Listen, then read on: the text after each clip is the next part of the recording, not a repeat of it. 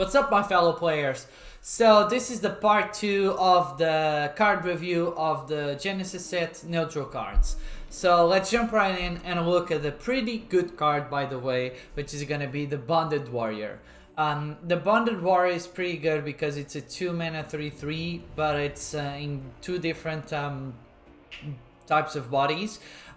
Usually in the 1 mana that summons 2 1/1s is pretty bad, but having a 2/2 and a 1/1 can lead to some pretty interesting mechanics. That being said, I still don't think this is a 4-star type of card, so I'm gonna put it in the 3-star category because it's in the upper ends of 3 stars, but it's still 3 stars for me. Next we have Dread Pirate.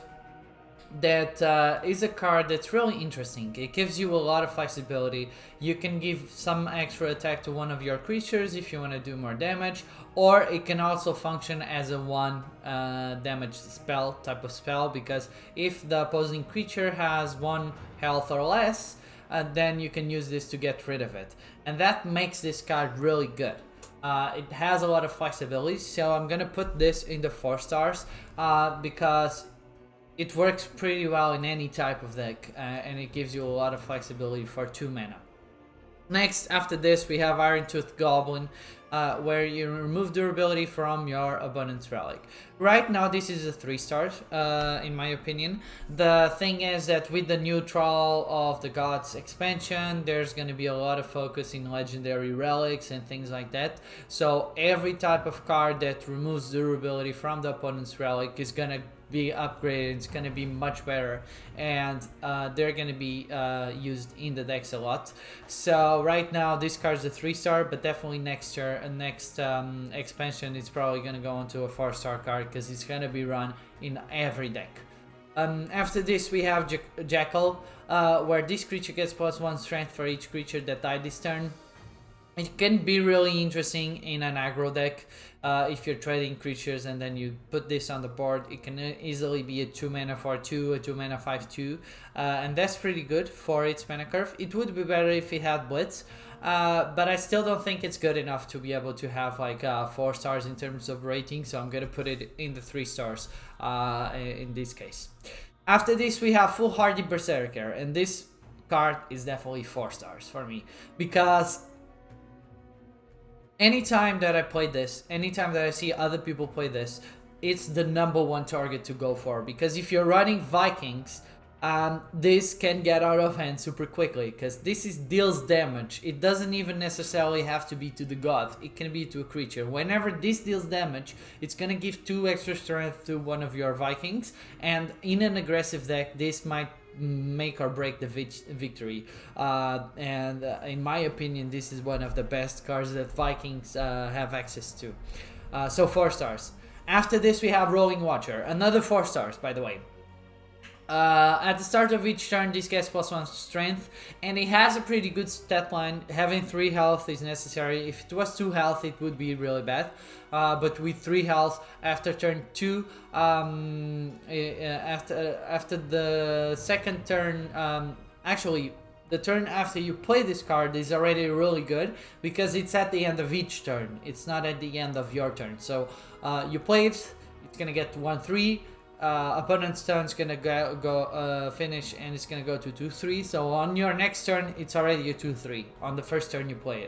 On the first turn you can use it to attack, and then afterwards every time it shifts towards your turn again it's 2 extra damage, and this makes this card super powerful, and it's one of the things that you should always deal with super right away, unless you want to get absolutely wrecked. Then after this we have Eager Griffin. Whenever your opponent casts a spell, this creature gains +2 strength. This card for me is also a 4 star. Even though it's not used a lot, it has the possibility, it has the potential to be super strong, and it depends also on the type of meta that's at the moment. If it's a super spell heavy meta, this can get out of hand super quick, but either way, for 2 mana, it's already a good stat line, 2/3. It's probably next the turn after it becomes a 4/3, so it's really good, and it's 4 stars for me. After this, we have Arms Trafficker, where you shuffle a random enchanted weapon into your deck. I think this is too slow. Even though enchanted weapons are generally really good types of weapons and they're discounted for the power that they give, I think this is super slow because it doesn't give it into your hand. There's way better cards out there that have effects that give you enchanted weapons. So for me, this card has to go into the 2-star category because it's really bad. After this, we have Connive Engine, where burn 1 roar, give burn 1 to an enemy creature. So this is the same as the other creature, the inflammable imbecile, which we gave 2 stars. And the difference here is that for 1 extra mana, you're gonna give burn +1 to an enemy creature. And I don't think this is enough. It needs to be at least burn +2 in order to be viable. So I'm gonna put this in the 2 stars. It's still gonna be 2 stars because you're trading that extra mana for burn 1, and there's other types of spells that for 1 mana give burn 2 usually. So this is, in terms of stats, it doesn't make much sense. After this, we have Glass Cannon that has Blitz and summon a 3/3 Iron Anim for your opponent. I would only consider this to be a good card if it had got Blitz, but since it only has Blitz, it's terrible.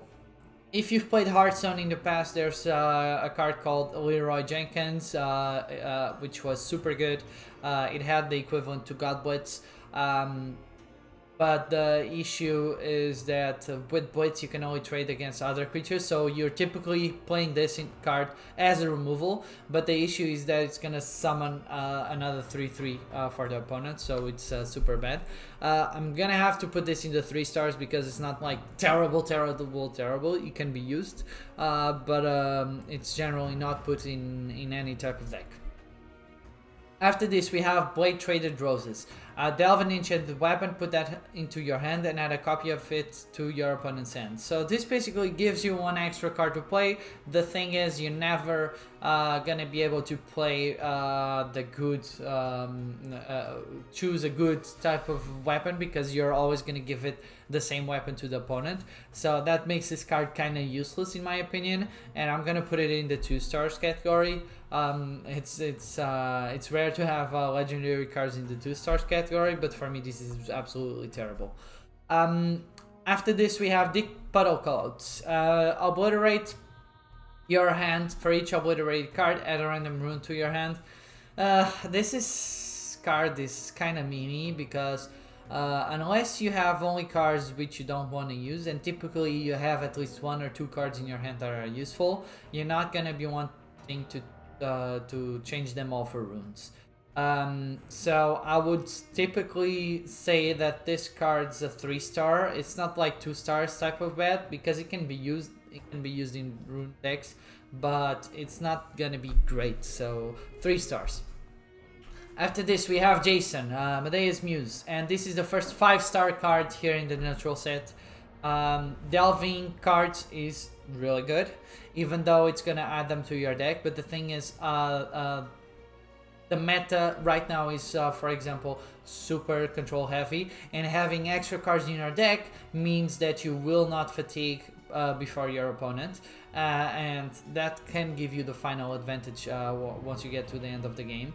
As well as the types of cards that you can get from this can be like Avatar of War, Avatar of Magic, and all those types of things. And having copies of those in your deck is incredible. And you can do this 3 times. So generally, out of the 3 legendaries, you're at least going to get 1 super powerful legendary, 1 good legendary, and 1 okay legendary, because you can just disregard the bad ones. So I'm going to put this into 5 stars. It's the first 5-star neutral card.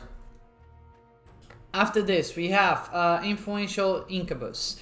For every 3 nethers in your deck, this gets +1 health and deals X amount of damage to both gods. So for 3 mana, this means that you need to have at least 9 nethers in your deck to be able to make this 2/4, and that would put the 3 mana stat line at the same amount. At 2/4 it's okay, and then you have to deal for 3 damage to both gods.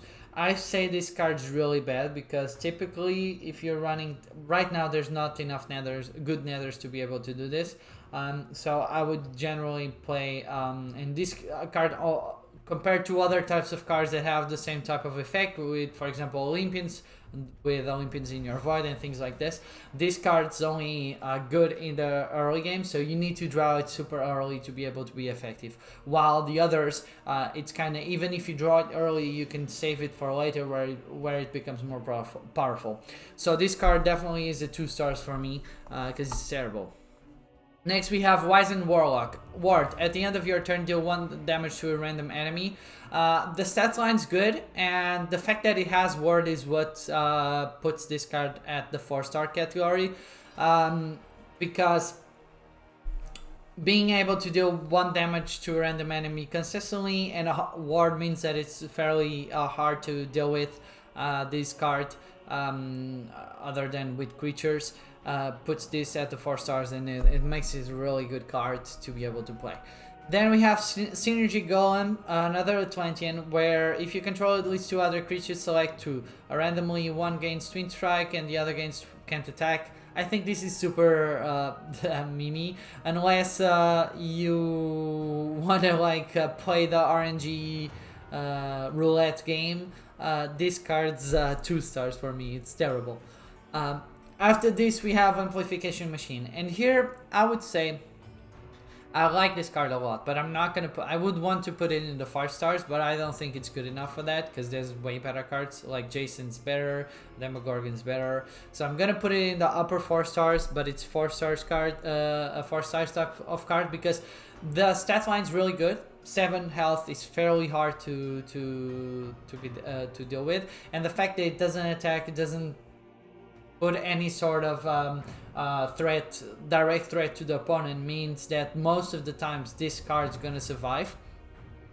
And the crazy thing is that if it survives for more than 2 or 3 turns, it's a 3 mana draw 3 essentially. So, and that's really powerful, and we need to take that into account. In a card game, having a lot of cards in your hand is really good, because it gives you options on what to do. So definitely a 4-star card for me. After this we have Field Martyr. Roar, this creature gains +1/+1 for each other friendly creature, so the max amount it can gain is 5/5, because you can have 6 creatures on the board at one point in time. So for 3 mana it's a 5/6. The thing is, most of the times you're gonna be playing this card when you have 2 other creatures on the board, and in that case it's a 3 mana 2/3, which is terrible in terms of stats, and even a 3 mana 3/4 is okay, it's not great. So it needs to have at least 4 other creatures on the board, on your side of the board, to be able to be really good. So I'm gonna put this in the 2-star category, because it generally never works. After this we have all the Pilger. Whenever an enemy creature dies, add a random enemy enchanted relic or rune to your hand. For me this is 4 stars, because you can generally control when you're gonna get this. You're gonna have a lot of creatures. You can have big creatures on your board, you can have small creatures, but before you start trading against the opponent's creatures, where you kill them, the thing is you can drop an hollow Pilger, and then for each creature that you kill, you're gonna get an extra type of resource to your hand. And usually this doesn't survive more than 1 turn, but if it can, then it can start rolling up and becoming super powerful. After this we have a Servant of Intein, where it gives a friendly Amazon protected. This works real well with Kaipora, for example. You can give it to Aggrodor Protector. It's a fairly good card. The stat line's really good for what it does. It's a 5/1, which is a bad stat line, but it gives protected to another Amazon, so I view this as a mostly utility play. But the thing is, for example, Kaipora that gets protected again, that means that it can, for example, kill a huge minion for free. So, and usually Kaipora allows you to trade against 2 big minions, and with this it can trade against 3 big minions, and I would consider that being a 3 mana hard removal. So I would definitely put this card in the 4-star category, because of the potential and of the interactions with other Amazons. After this, we have Petard Elder that deals 2 damage to a random enemy creature. So far, I haven't seen this being played a lot. It's fairly good, but it's not great, so I'm gonna have to put this in the 3-star category. Dealing 2 damage to a random enemy creature, I would much rather have this be a 3/3 or even a 2-mana 3/2 that has this effect. Then it would be really good. Other than that, it's not good, it's not bad, it's okay. After this, we have Soul Jar. And Soul Jar is really interesting because it works together with the Sarcophagus. I don't know if you remember the Death card review, but with the Sarcophagus, the Reanimate decks, they usually run these types of things, and the Soul Jar is super powerful. Being able to summon 2/2 of Nubians is really good, and since the interactions with other Nubians are fairly good, you can trigger this Afterlife several times, and that's really good for what you get. So this card definitely goes into the 4-star category for its possibility and the fact that it protects you against board clears. Then we have Pixie Lock, and Pixie Lock, at the end of your turn, summon a 1/1 Nimble Pixie. I'm also gonna give this a 4-star because typically people don't think of removing this type of card because it's not that big of a threat. But being able to summon a 1/1 body on the board every turn, that means that in the first turn this is a 2/4, in the second turn it's a 3/5, and so on and so forth. The issue with these types of cards is that if they get killed super quickly, then they don't get their mana's worth. But what I see with Pixelac so far is that people typically don't tend to target it and don't think it's much of a threat. So it's fairly easy to leave this on the board for 2 or 3 turns and you get your mana back plus an extra worth of mana. So 4 stars. Then we have Outcast on Amazon. Delve a new common god power for your god. It replaces your god power. So this is a good card to have in nature if you want to switch it up. If, for example, you're running Animal Bond and you switch it up to Forage, or you're running Forage and then you switch it up to Animal Bomb. Typically, if you're running Animal Bond, that means you have a fairly aggressive deck, and being able to switch to Forage allows you to survive in the late game. The thing is that nature is not that great in the late game, so I would have to put this card in the 3 stars because it can be used in specific scenarios depending on the meta, but typically is not that great of a card, but it's not bad either. So after this we have Malfunction Servitor. Transform another random creature into a 1/5 or 5/1 malfunctioning artifice. This is random creature, so it can be enemy or it can be friend or foe. And this is RNG, so I'm definitely gonna put this into 2 stars because relying on those types of things to be able to be successful, you're gonna be there's gonna be some times where you feel like throwing the computer out of the window, so it's not that great of a card. Then we have Mindful Orc, where if this is your only creature on the board, it gets 2 health, and this is a roar. Which means that this is fairly good because you can control when it comes into the board and you can put it at the second turn, for example with a Bag of Tricks, and it's a 2/6 for 3 mana, which is fairly good. It's almost in the same sense as Pyramid Warden, so I'm gonna have to put this in the 4-star category because I see a lot of potential with this card depending on how the meta goes, but it's generally it can be really powerful because you can control when the effect happens. Then we have Tomb Robber that adds a random anim if you enchanted weapon or a rune. If you control another Nubian, then add 2. So this is really good with Nubian types of decks. I'm gonna put it at 4 stars, and it works well with reanimate types of decks because this is an Afterlife. Then Fallen Aether. If you have an Aether in your hand, give another +1/+1. So this basically has a specific condition and it makes it a 3 mana 4/4. It's okay, it's not bad, it's not great, 3 stars. Then we have Tutankhamon. At the end of each turn, summon a 1/1 skeleton with soulless for every friendly creature put into your void that turn. So it's good if you're making trades. I don't think this is that big of a deal in terms. It's not that much of a threat on the board, so people are generally gonna leave it alive. The thing is that so far in the Nubian decks, I've seen that people run other types of cards that make a much greater impact on the game. So typically I wouldn't run this, but I'm gonna put this in the 3-star category because it's okay. And finally, we have Pandora. Pandora, the curious. Shuffle a random box into your deck, and the box replaces all your cards with legendary cards in the deck. So the thing is, this is really powerful. Before the stat line was better because it was a 3-5. I think it was even a 3-6 at some point.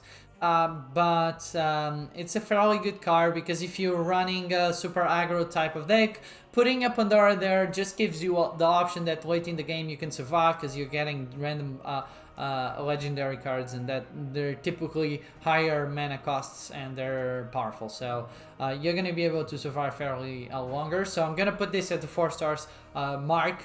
And we're gonna wrap this card review up with a 4-star card, the Pandora. It's a really good card. I like it a lot, and it's fairly interesting to play even for people that don't have access to all of those legendary cards. Pandora might be a way where you get access to those cards and play with it. It's the same as Jason. If you never get to play with Avatar of War or Avatar of Magic because you don't have those cards, then with Jason you can get them and play them, and the same with Pandora. It's kind of RNG, but it serves a specific function, which is to allow you to survive in the late game. And that's it, guys, for today. If you like this video, make sure you smash the like button down below, and answer the question in the description to participate in the giveaway. And if you don't agree with any of the card reviews that we did here, make sure let's discuss this in the comments down below. Have a healthy discussion about it. See you guys next time. Peace out. Bye bye.